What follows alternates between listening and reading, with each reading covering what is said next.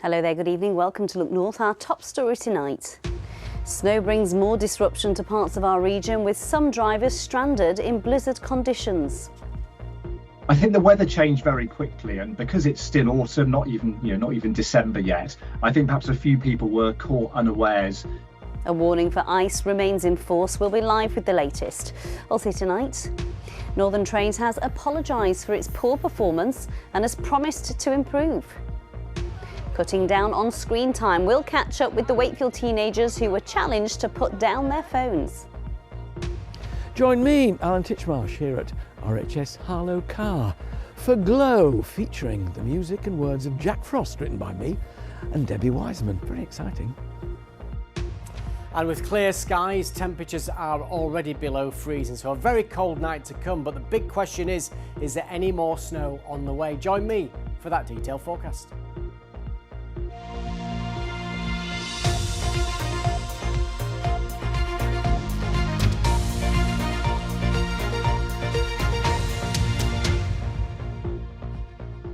Hello, good evening. It's another chilly one, isn't it? Snow and ice have brought disruption to parts of North Yorkshire, with driving conditions on some roads described as treacherous. Vehicles were left stranded near Scarborough and Whitby, with police saying roads were impassable. The RAC saw breakdown calls in the area jump up by a third as conditions change very quickly. Ollie Constable is at Fylingdales on the North York Moors for us now. Ollie, it's certainly looking chilly out there. Yeah, it's absolutely freezing, Amy. This is the A171 between Whitby and Scarborough. Earlier today, the police said that this road was impassable. As you can see behind me, it is back open, but it is pretty tricky to drive on. Lots of loose ice and snow still on the ground here. It follows that snow this morning. It fell over the course of a very small amount of time, about 3 or 4 hours, and it caught many people unaware.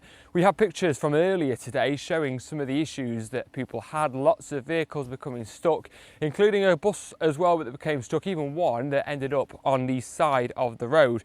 Well, some schools had to close earlier today as well. That was because of issues with transport, getting kids to and from school. Well, earlier we spoke to Rod Dennis, who's from the RAC, who is telling us about some of the issues they've seen on the roads today.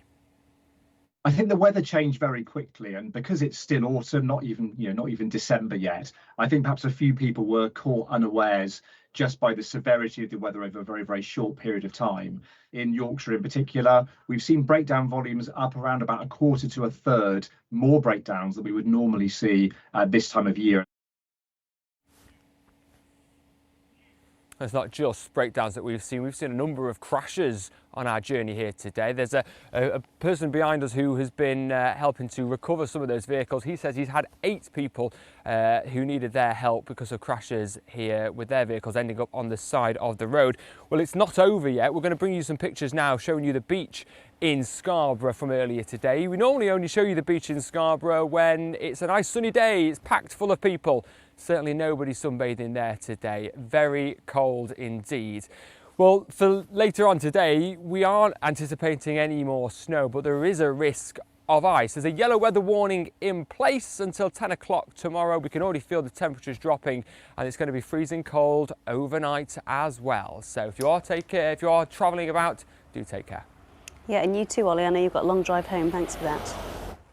Well, he almost did your job for you there, giving the forecast away, Paul. He did a very good job. What happened? Because it's caused such disruption, this, hasn't it? It has. I mean, I'm thankful to say it was very well forecast. These little features that come down the North Sea are really difficult to pinpoint, but the warning was in place yesterday. And there was so much energy. Remember yesterday I said there could even be some thunderstorms associated with it, and these, clouds are so deep that they can put down 3 or 4 inches of snow within 30 minutes. And even though it had been forecast, it's clear why people just got caught out, because there was so much snow in such a short spell of time. It does look gorgeous, doesn't it? You did say at the beginning of the week it was going to get warmer. Is that the end of the snow for us? Well, incidentally, it's -4 where that live was at the moment, so there's going to be ice and frost tonight. There is milder air on the way, but we're in the deep freeze for the rest of the week. There could be some snow showers tomorrow night, but at the weekend, eventually, we'll see temperatures of 14 degrees, but not before some of us have seen some more snow on Saturday. Well, thank you. You are watching Wednesday's Look North, still to come on tonight's programme.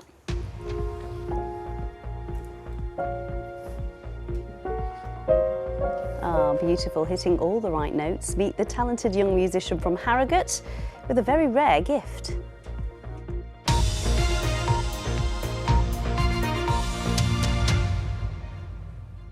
Next tonight, a group of health professionals led by a North Yorkshire GP have been at Westminster raising concerns about the risk of smartphones to children's health. Now, recent research has found that 41% of 13 to 18-year-olds in Yorkshire use their phone for more than 5 hours a day. Almost half said that they felt anxious if they didn't have their smartphones with them. Well, medical experts are warning of a number of health risks to children caused by prolonged exposure to devices. One of them, Rebecca Foljambi, who is the founder of Health Professionals for Safer Screens, met a group of Wakefield students early this year as they challenged themselves to cut their screen time by half.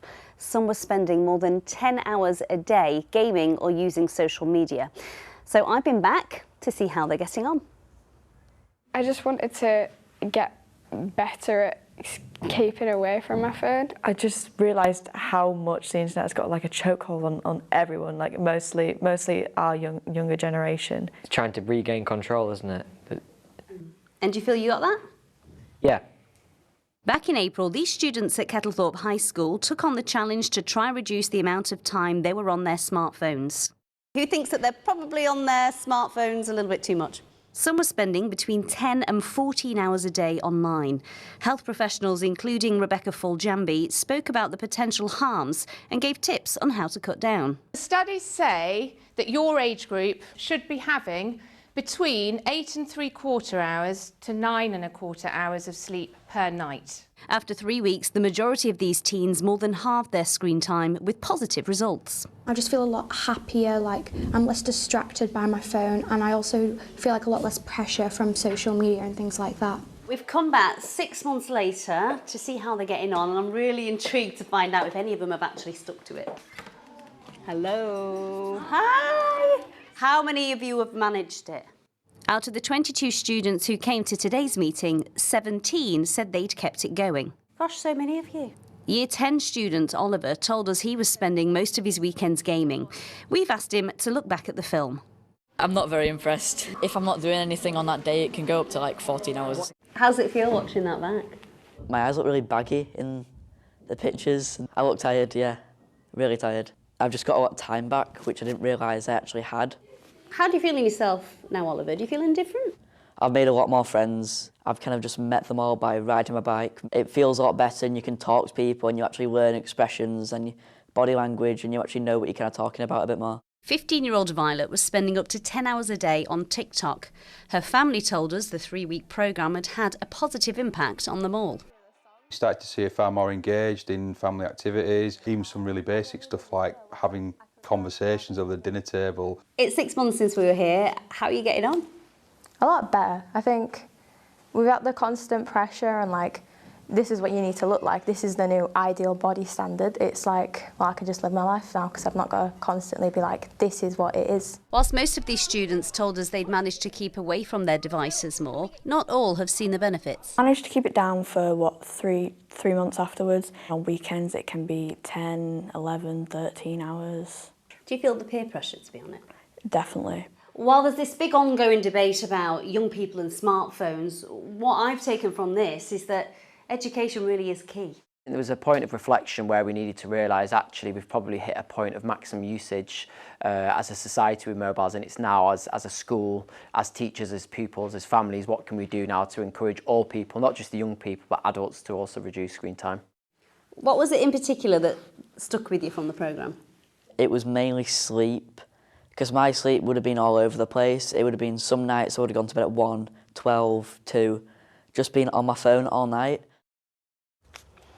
Well, healthcare professionals, including Rebecca Foljambi, were at Westminster today. I spoke with Rebecca when she was on the train home from London from that meeting to find out what her main concerns were around young people and smartphones. We know that problematic smartphone use is akin to addiction, and I feel it will be registered as such in mental health disorder registers soon, and that is associated with anxiety and depression. But looking at the children's whole well-being and health, it can affect their eyesight, 36% of our children are now short-sighted. That's record numbers. That's set to get worse. Speech and language problems. For every minute that a child is on their screen at age 3, they're hearing and speaking fewer words. So this whole child impact is what our concerns are. It's not just about one thing, it's about many things. Tell me what happened at Westminster today. So Westminster today, I went with a group of the health professionals in our team, and we gave evidence to support Josh McAllister's Safer Phone Bill. And what do you hope will come from this? I'm in full support of Josh's bill, which particularly focuses on the addictive nature of these devices, which the Online Safety Act to date has not really addressed at all. It's mainly focused on the harmful content. And if we don't focus on the addictive nature of these apps and the time thievery for these children, we will never fully accomplish what we want to achieve. And I think legislation around these smartphones for children under the age of 16 is vital, because in their current form, they're highly addictive and they're just not safe. As we know, many young people, especially teens, already have smartphones. So what tips do you have for them to try and reduce the amount of time that they're on them? So don't have them in bedrooms. The evidence that they interfere with the quality and quantity of sleep and the amount of daytime drowsiness the next day is completely compelling. So not in bedrooms, not at meal times. As parents, we need to get off the phones. We need to be modelling the behaviour that we're asking our children to adapt, and just talk about it in a frank way, make realistic goals. But as adults, we really need to role model that as well. Dr. Becky Jambois, thank you for your time. I'll let you get off.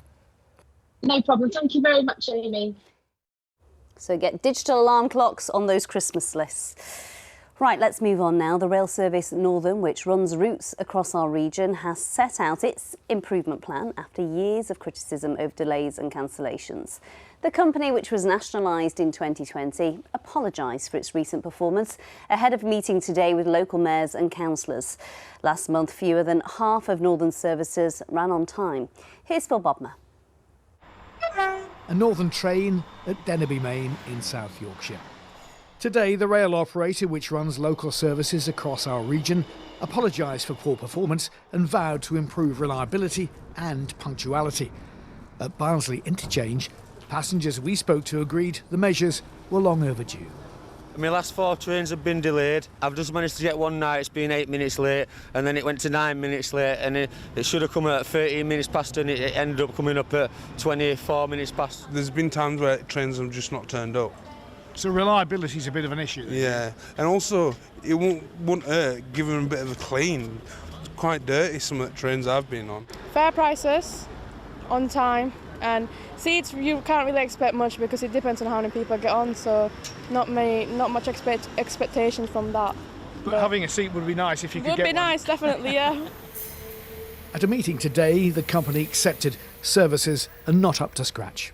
So I first want to acknowledge again that Northern's performance hasn't been good enough recently, and while it's a mixed picture across the whole network, some areas have been disproportionately affected, especially on Sundays. And our customers, we know, are feeling the pain of not being able to rely on the train to get to work, college, social events, appointments, etc. Northern cancelled more than 1,000 trains during the recent half-term. Over the last month or so, fewer than half its services have run to time. In its latest improvement plan, it aims to run 90% of services on time by 2027, while reducing cancellations from 7% to 2%. For political leaders, the lack of reliability is holding the region back. I'm disappointed in the way that they have approached this over a number of years. Now, I'm hoping that the new management there are going to actually get a grip on this problem and come back to us. We have, as a group of Northern mayors, set them a deadline. I hope they respond to that in the right way and invest in the right way to solve these problems for our communities, because ultimately it's our communities that suffer, it's our economies that suffer. I'm not happy with that. I know the other Northern mayors aren't either. Well, my train this morning was on time, but just having a chat to fellow passengers, they say what they want to see from a service is the trains to run on time. They want to be able to get a seat, but perhaps most importantly, they want to pay a fair price for their tickets. Northern was effectively taken over by the government in 2020. Despite the ownership change, it seems the challenges of running a railway appear to remain the same. Phil Bodmer, BBC Look North. Well, you heard the South Yorkshire's Mayor in Phil's report there. Well, Oliver Coppard has also been given us an idea of his region-wide plan for transport. From bringing buses back under public control to extending Supertram to Stocksbridge. There is plenty of ambition, but a big investment is needed, all while getting Doncaster Sheffield Airport reopened. Tom Ingle has more on your future commute. As you brewed your morning cuppa, did you take a minute to think how you were getting around today? Sometimes it seems we only think about transport when it goes wrong. In charge of making sure South Yorkshire's hangs together, one man. We all know the Mayor would like an integrated public transport system, like Manchester, where buses and trams work together seamlessly. He's got the trams back under public control and wants to do the same with buses by 2027. However, before you start talking about expanding the current tram network, you've got to find serious money to maintain the current one. We've already got fare evasion down by 90%, we've got revenues up, we've got a more reliable service because we're investing millions and millions of pounds in re-railing in the overhead lines and hopefully new trams as well. And so that sort of investment is what we want to see right across the whole of our network, so people have got reliable options about how they travel and move. There's some real kind of easy options, we hope, to extend out to some places using the tram train network. And one of the options is, for instance, out to Stocksbridge, but we want to look at all of those options and actually see if we can put in new tracks as well. So I'm really ambitious for it, but it is going to require a big investment from government and a load of ambition and work from us as well. What's the latest with the airport? Do you actually have a timescale for flights? I don't necessarily want to say we're going to solve this problem by, let's say, February of next year or March of next year, because what that does, it sets an artificial pressure on those negotiations. My most important job in this space in terms of Doncaster Sheffield Airport is getting those negotiations right. Will the taxpayer bear any of the risk when we've got a commercial operator for the airport? No, there will be financial risk to the taxpayer, and that's why we've got to get this deal right. It's a big opportunity. The airport, if we get it right, is a big driver of growth, but it's got to be sustainable growth. I wrote to the Prime Minister on my first day in the job and said, look, work with me to solve the problems of transport in South Yorkshire, and he didn't write back to me. Now I'm having meetings almost every day with members of the government about these sorts of problems. We've got a government that are listening to us, and we want to work together to solve those problems and make sure that the economy and the transport network of South Yorkshire are flying. We're promised a plan to make steel wheels and rubber tyres synchronise next year.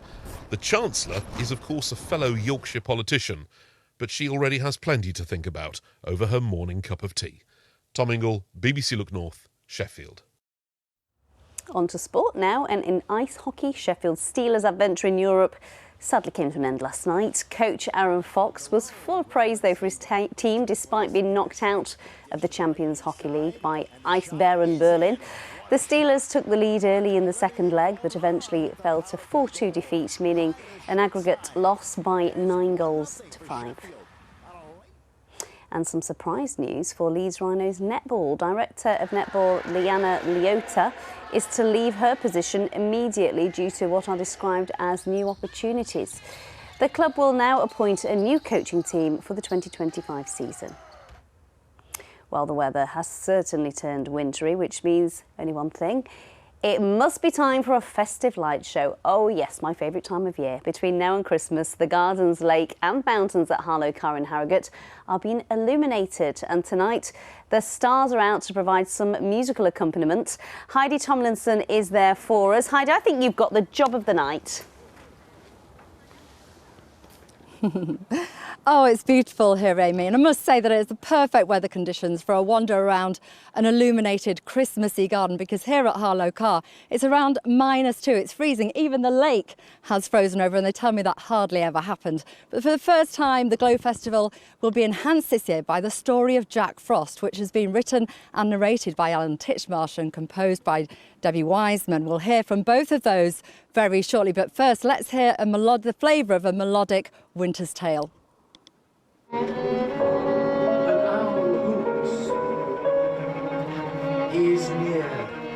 His fingers creep across the window pane. Warmth is scampering away.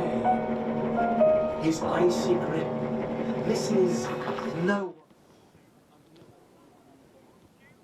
Well, I would describe that as magical and maybe sentimental. Alan, is that the kind of tone that you're aiming for? I hope so. I mean, we worked together on it to produce this magical story about how the world is transformed by Jack Frost coming and turning everything white and sparkly. And as it was sort of inspired by, you know, the Yorkshire Dales, I'm born and brought up in Ilkley, it's very much of this place. So it's wonderful to launch it here for RHS Globe. Yeah. How do the words sort of embrace the gardens here? Well, there's one line in it which I wrote, which is, "The murky pond, once a pit of gloom and treachery, is now a sheet of frosted glass," and it is. So we can't believe just how the words are fitting it. But it's been wonderful to perform here tonight. We're thrilled to bits also that the album has just gone to #1 in the Amazon charts. So with rather than just two players and Debbie, it's a symphony orchestra and a children's choir. So, but the musician is the magician. That's the thing. Absolutely fantastic. And Debbie, you composed this beautiful music. What components do you really need to think about when you're sort of making music for Christmas? Well, although it's a seasonal story, it's a winter story, it's not really Christmas music. It's music to accompany Alan's story. And that was the inspiration, following his story and his lyrics through the song. And the music just flowed so naturally. It happened very, very... I mean, it wasn't quick. We've been working on this for about a year, but the songs came very quickly. And that's the beauty of it. When the words and music fit together and create something that should feel totally seamless, you know you've got something special. And I think you actually ordered this weather, didn't you? Alan, any quick advice for gardeners in these kind of conditions? Don't panic, just stay off your grass while it's frosty. You'll see little brown footprints in a week's time. Other than that, the plants will cope. They're used to it. Thanks ever so much.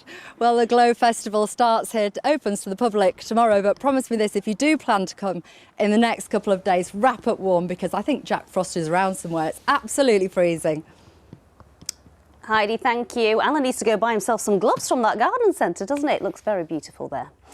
Now, finally tonight, a talented young footballer from Harrogate has stunned his family by revealing a remarkable gift of playing the piano. James Debussy taught himself to play while messing around on pianos at school. His teacher says he has a very unusual gift. Kathy Killick has been to meet him.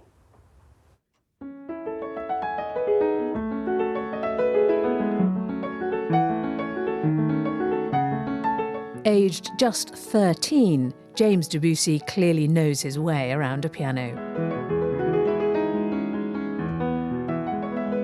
He started viola lessons originally, but then out of the blue played Bohemian Rhapsody for his teacher on the piano.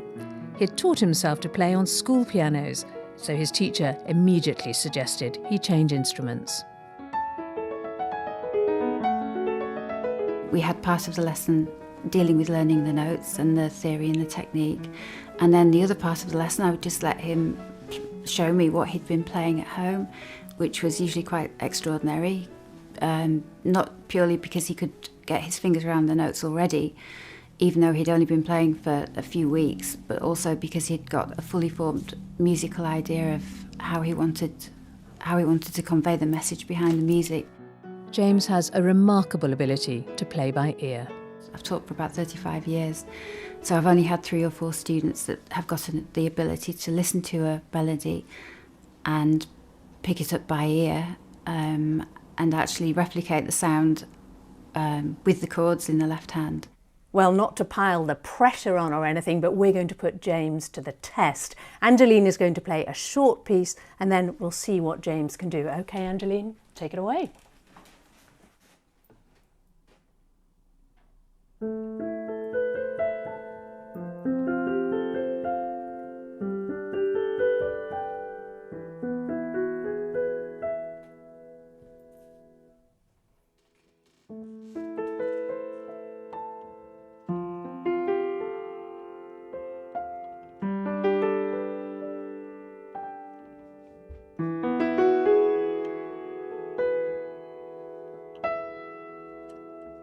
Wow. 28 notes, almost perfect, James. I'm really, really impressed. Well, thank you very much. First of all, I visualise where the note is on the keyboard because I can remember it in my head. Then I'd play the note in my head, and then I'd make sure if that is the right note. And then when it is the right note, I'd press it. And that's just the same process for every single key. Back at home, the family are unsurprisingly proud and admiring, especially James's grandmother. He played for her while she recovered from a stroke, and she loves him for it. Bless him, he used to play in the chapel at the hospital, and the chaplains would come up to me and say, "Your grandson's amazing." And I'd say, "I know, he's my number one, that one." Oh, he gives me tears. Oh, there are tunes that he plays that when he starts, I always say to him, "Oh, carry on playing that," because that literally gives me tears. I'm sure she's not alone. Cathy Killick, BBC Look North, Harrogate. She's not, it's bringing a tear to my eye. That is absolutely beautiful. And it does turn out, actually, that James is a descendant of the composer Claude Debussy. He wrote the piece that James was playing there. Just what an incredible talent. Absolutely astonishing. Right. Don't know why I'm looking at you. I don't know where to go after that, but I've got some incredible pictures. Look at Scarborough this morning. Almost a whiteout, complete blizzard conditions there for around about half an hour.